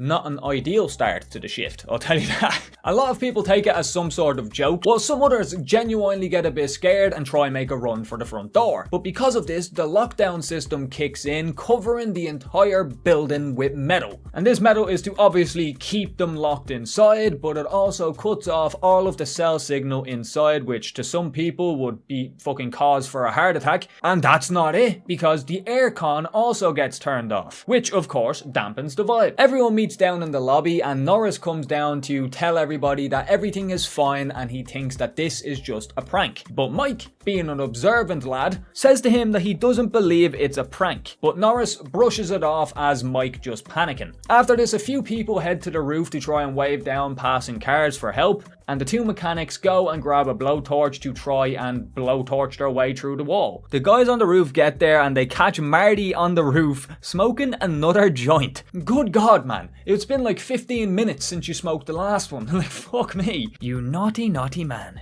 They go to the edge and they try to wave down the security guard, who quite literally stares them in the eye while taking a sip of his coffee and ignores them. And it's here that Marty brings up a condition that he remembers reading in their contract. The condition being that they can do any tests that they want on them. And he goes on to say that he believes that this is all just some sort of test to see how they cope under pressure. But while he is mid-sentence, bang! A lady's head blows up, followed by 3 more head pops in the lobby. Not very demure, not very mindful. Everyone starts to panic thinking that there's a gunman, but Norris inspects the wounds and realizes that their heads were blown up from the inside, pretty much confirming that the trackers that they put in their heads are actually explosive devices that they can detonate at will. And Mike also makes a connection that all the people who got turned away at the gate were local employees, so they did not have a tracker. After Mike hears this, he instantly goes and grabs a box cutter and starts cutting into the back of his skull to try and get this tracker out. I'm gonna start calling it a tracker. Explosive! But his attempt soon gets interrupted by the voice over the intercom telling him to stop, and if he doesn't, they are going to blow up the bomb. So of course, like any sane person, he stops.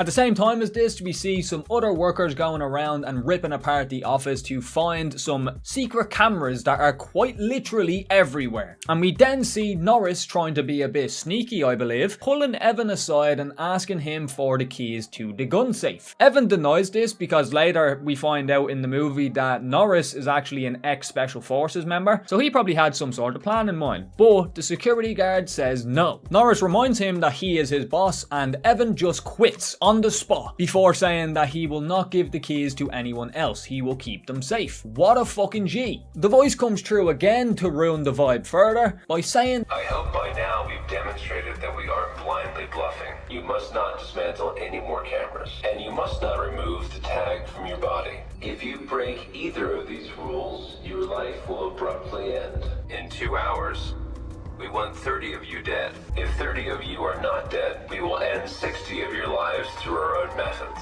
There's really no fucking room for play with these cunts, is there? Just work, work, work. At least have a bit of fun with it. Oh, if you don't do this, I'm gonna blow your head up. Get a bit more creative, pal. Fuck me. One trick wonder out here. Now, time for a little bit of a discussion. This situation is fucked. You are trapped in a metal box with all of your co-workers who are all on the verge of having a fucking heart attack, and you have some anonymous voice over an intercom blowing people's heads up. This is just an all-around fucked scenario. Because earlier I mentioned a certain way that I watch movies, right? I put myself in characters' shoes and try to figure out what decisions I would personally make. As I said earlier, this movie challenged that, bro. This was hard because there's just too many unknowns, you know? Like, who are the people over the intercom? Why are they doing this? What is their end goal? And if you do follow along and listen to their advice, or not advice, their orders, without knowing what the end goal is, it is still unclear if they plan on letting anybody survive. No matter what way you look at it, It is fucked. You try to remove the bomb, they blow your head up anyway. You try to get rid of the cameras so they can't see you doing it, they blow your head up anyway. You try to be the good person with morals, that doesn't matter because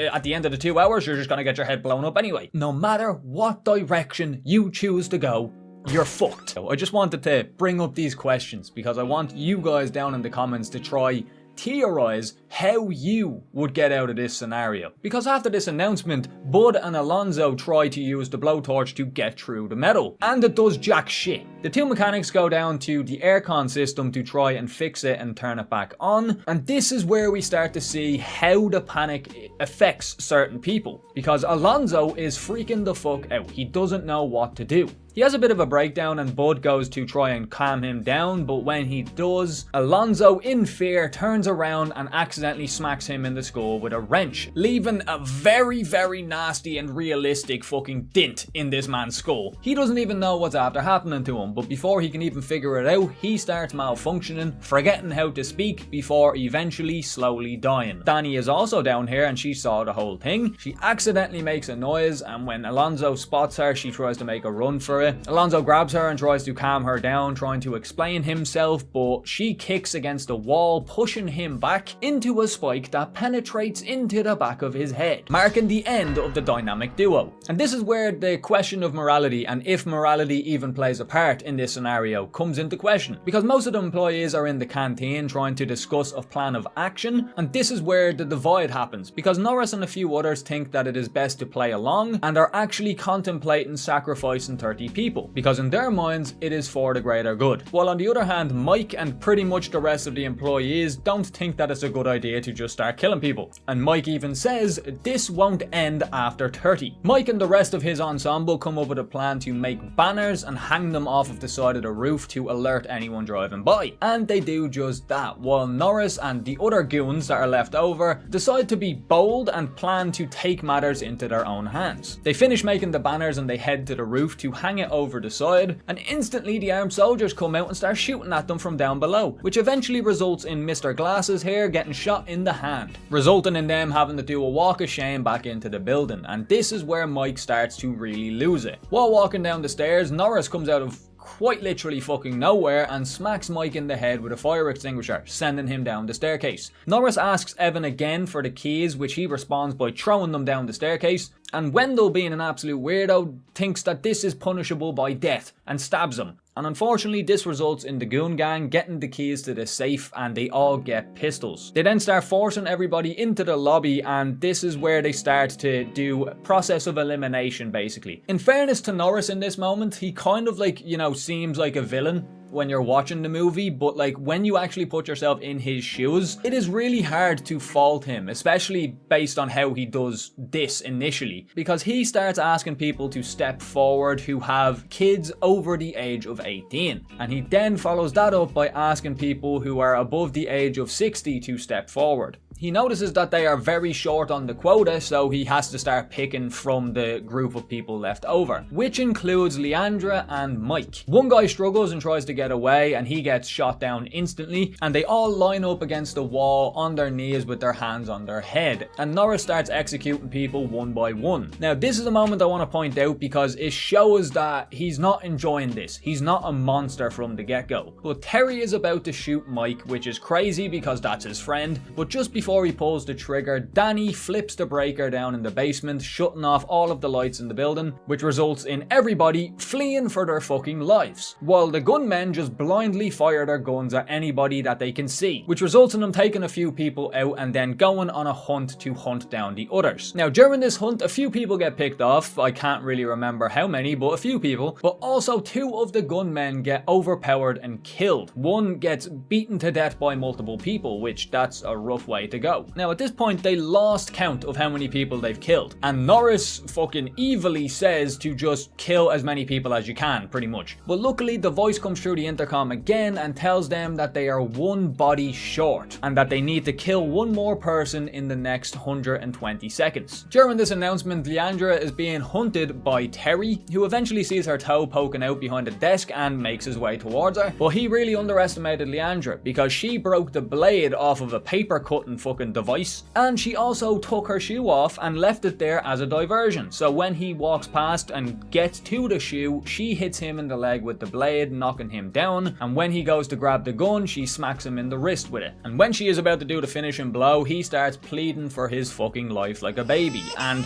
she actually listens and puts the weapon down. But unfortunately, as she does so, the voice comes back on the intercom and says that they are unfortunately one body short and 31 people will be killed as a punishment, which results in a symphony of heads exploding all over the building. And Glasses, the poor fucking chap, says, "I think it stopped," before his brain becomes a part of the interior decorating. After everyone's head has been popped, the voice comes back over the intercom and says that whoever has the most kills in the next hour will be let go. And if you thought people were losing their minds before, this is where shit truly goes off the fucking rails. Because people start treating this like it's a fucking COD lobby, trying to get the best KD they can. Norris's assistant runs into him in the hallway and tries to use her body to get out of the situation. And it actually looks like it's working before Norris whispers, "Can't risk the bullet," before turning her head 180 degrees so she can make sure that she wiped right. We then see Danny and this other guy making their way to hide on top of an elevator. Norris steps into the elevator and clicks the top floor, and I'm sure you can understand where this will go. Just as they start getting close to the crushing zone, Danny jumps off just in time and lands on a ledge, and the other guy tries to do the exact same thing, but instead ends up getting fuck me, bro. Oh my god. Nasty. Nasty business. The little leg twitches at the end? Nah. Nightmare fuel. Leandra then runs into stoner boy Marty and a few others in the canteen that have come up with a master plan. They went around to all of the people who did not have their heads blown up and they took all of the bombs out of their head and they plan to use it to blow a hole in the metal so they can escape, which honestly, probably the best plan I've heard so far. And it's here that she runs into Wendell, killing one of his former friends like he's having a blast. And now, unlike Norris, who doesn't really seem to be enjoying this, he doesn't seem to be enjoying killing all of these people, Wendell had no sort of, conviction in him to not kill people. As soon as he heard the go-ahead to kill these fuckers, he was on the fucking court instantly. Leandra pops a shot off at him, which does hit him and incapacitates him a little bit, but he pulls out his gun and starts popping shots off, killing one of the guys that are with her and eventually shooting Marty as well. Leandra pushes the table forward until she lands on top of him and instantly smashes him in the face with an axe, multiple times as a matter of fact. Mike and Leandra then meet up in the lobby, and of course, no good things can happen without repercussions. Because out of fucking nowhere, a man with a Molotov of all things comes out of the woodwork, throwing one of the Molotovs onto the ground and burning one of the women alive. Mike and Leandra make a run for the stairwell, but are intercepted by Norris, who pops a few shots off at them, forcing them to run back into the lobby, where Molotov Man still has more Molotovs somehow. But Mike and Leandra manage to get out of there, and Norris kills the Molotov Man. But unfortunately, in this struggle, Leandra actually got hit. And we'll get to what happens with that injury in just a sec. Because one of the funniest yet depressing moments I've seen in a movie in a while happens right here. Because we see Danny making her way into the elevator from the elevator shaft and pressing a button to go down to the lobby, okay? And throughout this movie, we see this girl a lot. She is like put at the forefront pretty much. She is one of the first people we see. And there's just all around a lot of shots of this character, making you believe that, she's going to do at least something.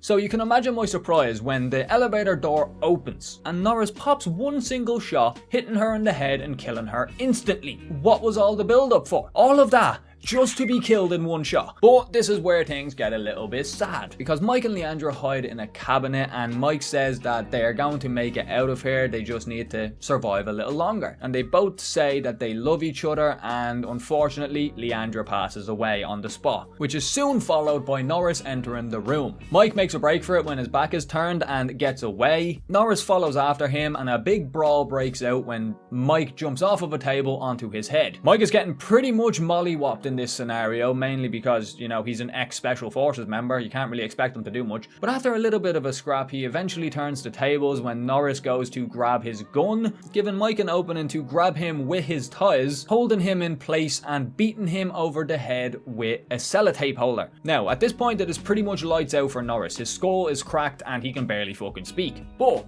he manages to get a few words out. He says, "You didn't change anything." And Mike responds with saying, "Neither did you," before continuously bashing him over the head, marking the end of Norris, followed by the voice over the intercom congratulating Mike on surviving and being the last alive, which is then followed by soldiers coming in and escorting Mike to the hangar outside. And he then comes face to face with the mastermind behind it all, who definitely has seen better days. And he gets set down for, I'm not even joking, a fucking interview. When he asks what this was even all about, the man simply just says, "We are a part of an international organization that believes that social scientists should be allowed to study human behavior without being tethered by conventional concepts." Bit fucking vague. They then have the gall to turn on a camera, point it at Mike and ask him how does he feel right now in this moment. He ignores the question and asks, "So you have been watching us this whole time?" And when he responds with yes, Mike then says, "So you must have seen me grabbing those bombs." The man then asks, "Where are the bombs now at present?" And Mike hits him with a reality check. He says that they are on them, because as he was struggling on the way out, he put some in the soldiers' pockets, and then when he angrily grabbed the man when he first seen him, he also implanted one onto him. And he then jumps out of the chair, runs towards the switches and flips all of the switches. But the bombs blow up, incapacitating most people in the room, and Mike picks up the AR and starts executing everybody, before pointing the gun at the boss man, who pretty much begs for his life, and he tries to convince him not to kill him by saying, "You believed that life was safe." Oh, I guess it doesn't matter. Oh, you believe this is the end?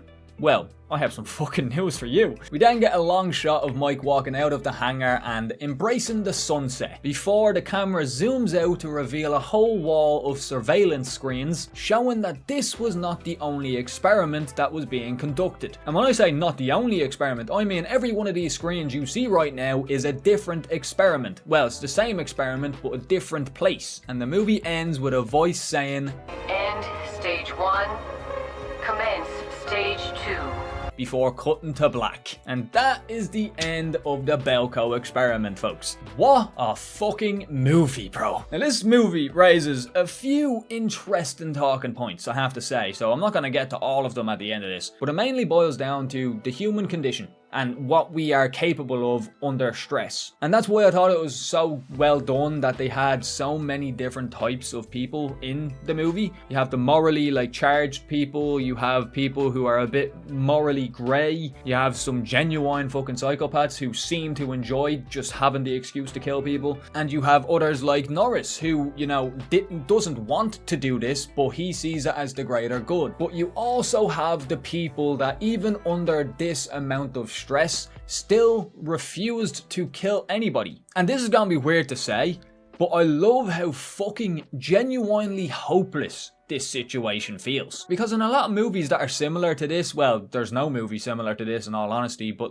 they're in a fucking unfortunate scenario and there's no way of escape, quote unquote, but while you're watching it you can think of many different things that the characters never even attempted. But in this movie it's a bit different, because they try literally fucking everything, bro. And they tried everything to even just make the situation better for themselves by, say, getting rid of cameras. There was a few scenes where they got rid of, the water that was in the water tanks because they believed it was making people on edge. Everything that you could possibly think of to get them out of this scenario, they have tried and it didn't work. And the only option left is to play along with this sick fucking game. But yeah, I just feel myself about to fucking go on more and more rants, and yeah, I don't want to. But yeah, this movie's great. Give it a watch if you haven't. Thank you all for the support on the last 2 videos I uploaded. Both of them have done absolutely fucking spectacularly, and I appreciate that. We've gained nearly 500 subs in the span of 4 or 5 days. It's just bonkers. So welcome to everybody who subscribed off of those 2. I know this isn't the zombie one. People might be a bit shocked that I do other stuff, but I just kind of want to keep it a bit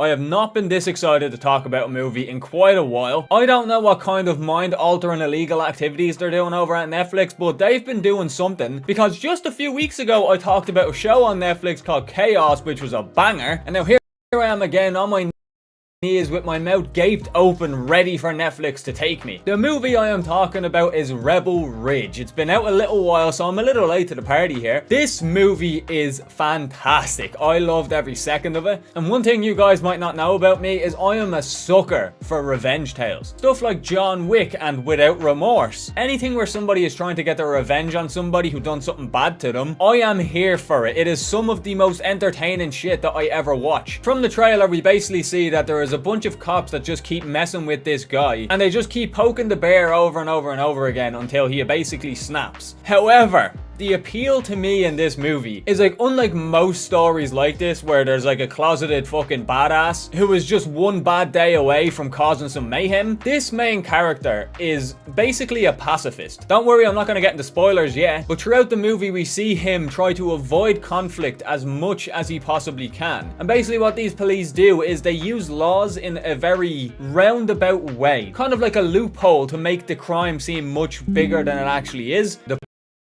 police force is corrupt, and the reasonings behind it might surprise you. But before we get into the spoilers, my favorite part about this entire thing is the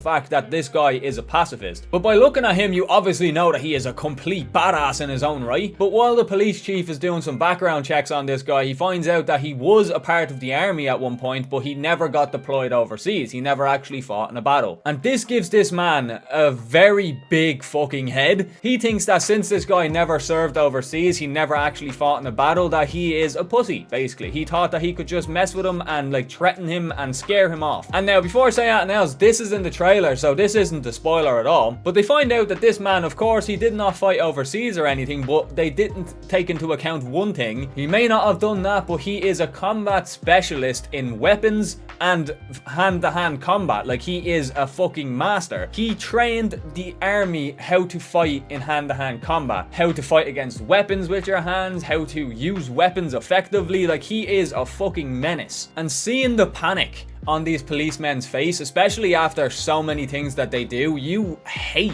these cunts by the end of this movie. You fucking despise them. So seeing them squirm and get a bit worried about this man is one of my favorite things. But unlike most revenge tales, my man does not use a weapon once. He doesn't shoot a bullet. He has taken on these armed men and taken them down with finesse. I don't think he even kills anybody in this movie, even though you root for him to do it. I don't think he ever does. But he might not kill them, but my man violates them, alright? But if you don't want to hear any spoilers, this is the part of the video you should click off. But I will say you should 100% give this movie a try. It is a lot of fun. The action is so well fucking shot. The storyline is heartbreaking, but at the same time you are rooting for this man. And the more you learn out, the more you want him to fuck shit up. It is just an epic revenge tale. It is so satisfying at the end. And watching this man who has actually never even been in a street fight, a real street fight, taking on these armed, trained men in very creative ways, using smokes and stuff to his advantage so we can get up close. It's just so cool because it's done in a realistic way that like somebody who does just do hand-to-hand combat would use to their advantage, because of course they are cops. He can't just kill them willy-nilly. Even if they are corrupt, he can't do that because he will go to jail. So this man is no pussy whatsoever, even though he tries to avoid conflict as much as possible. When conflict goes down, my man is the one in control. You constantly see him taking weapons away from people, getting rid of all the bullets, dropping the mags. It's just so smooth, and you can tell that this man done actual training with weapons. He looks like somebody who knows a weapon back to front. So give it a watch, you won't regret it. It's a lot of fun. But yeah, let's get into the spoiler talk, folks. As I said in the spoiler free part, the part that I really enjoyed about this movie is how skilled my man is, even without a weapon in hand. Like, we see him multiple times use weapons as like an intimidation tactic, or especially with the scene when he goes up to confront the police chief and the police chief tries to pull out his gun to shoot the guy. My man just nonchalantly puts his hand on the barrel and just calmly tells your man not to do that. They casted this fucking actor perfectly, man. He is a unit.